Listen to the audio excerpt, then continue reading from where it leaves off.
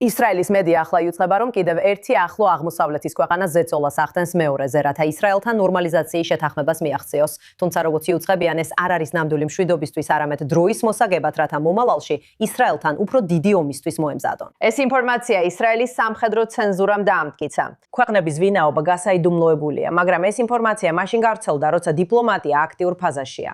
სულ რამდენიმე დღის წინ საუდის არაბეთმა, თურქეთმა და პაკისტანმა ხელი მოაწერეს მექას პაქტს და ამ პაქტის მიხედვით ებზე თავდასხმა ყველას წინააღმდეგ თავდასხმად ითვლება.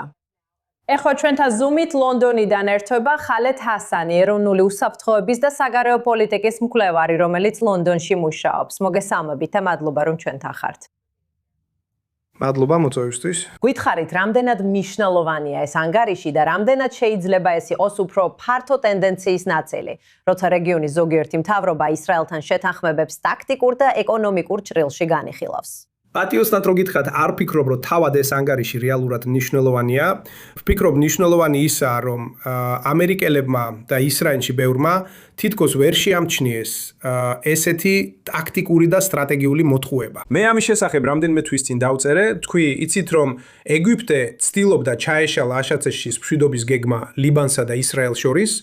და სინამდვილეში ეგვიპტელები ამაზე საკმაოდ ღიად საუბრობდნენ. მათ თქვეს, ჩვენ არ გვინდა პირდაპირ მოლაპარაკებები ლიბანელებსა და ისრაელელებს შორის. და პრეზიდენტი, ეგვიპტის საგარეო საქმეთა მინისტრი, სინამდვილეში წავიდა და მოინახულა სამხრეთ ლიბანის ის ნაწილები, რომლებიც ჰეზბოლას კონტროლქვეშ იყო და რჩება.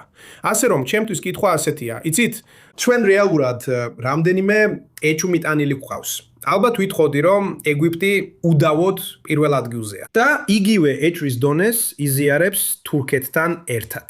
ზოგი ანალიტიკოსი ვისთანაც საუბრობ, საუდის არაბეთს ეჭვობს. მე ნამდვილად ასე არ ვფიქრობ. მაგრამ ვფიქრობ კი, იცით, ისევ მთავარი კითხვა ისაა, რატო არ აღმოაჩინეს ეს რამ რამდენიმე თვის წინ, გულწრფელად რო ვთქვათ. ამიტომ იცით რომ თქვათ, კი არ აქვს აზრი, რომ ეს საუდის არაბეთი იყოს, რადგან ნორმალიზაციის მიზნები აქვთ. მაგრამ ეგვიპტე ლოგიკურია. ან ამბობენ, რომ ეგვიპტეც შეიძლება შეუერთდეს ამ მექას შეთანხმებას. ასე რომ გულისხმობ. თქვენთვის კიდევ რა იქნებოდა ყველაზე დიდი მინიშნება? თურქეთი და ეგვიპტე იქნებოდა. აბსოლუტურად, დიახ. რადგან ეგვიპტე ამას ძალიან საჯაროდ აკეთებს, იცით? მათ შორის საუბრობთ პრეზიდენტ აბდელ ფათახ ასისის ყოფილ მეთაურზე და მენტორზეც. რომელმაც საჯაროდ თქვა, იცით? ეს ჩვენი ეროვნული ინტერესია, რომ დაუწმუნდეთ ისრაელი მტრებით არის გარშემორტმული. ამიტომაც სურთ დაწმუნდნენ, რომ ისრაელი გარშემორტმულია ჰეზბოლასა და ჰამასით. შესაბამისად, მათ ნამდვილად არ სურთ მშვიდობის ნახვა, ან იცით, ჰამასის ან ჰეზბოლას სრული ლიკვიდაცია. თავარი ეჭვმიტანილი ეგვიპტეა. მაგრამ, როგორც უკვე ვთქვი, კიდევ რამდენიმე ეჭვმიტანილიც არსებობს. ძირითადად თურქეთი, რომელიც ასევე სირიაშია, ჩემთვის ძალიან დიდი ეჭვმიტანილია, დიახ. და იცით, რაც შეეხება ამ ტიპის შეთანხმებას, ანუ ეს უფრო ცერემონიული რამ არის, თუ ნამდვილად არის რაღაც, რაც მათი მიზნის ნაწილია, თუ რას აპირებენ ამ პაქტით.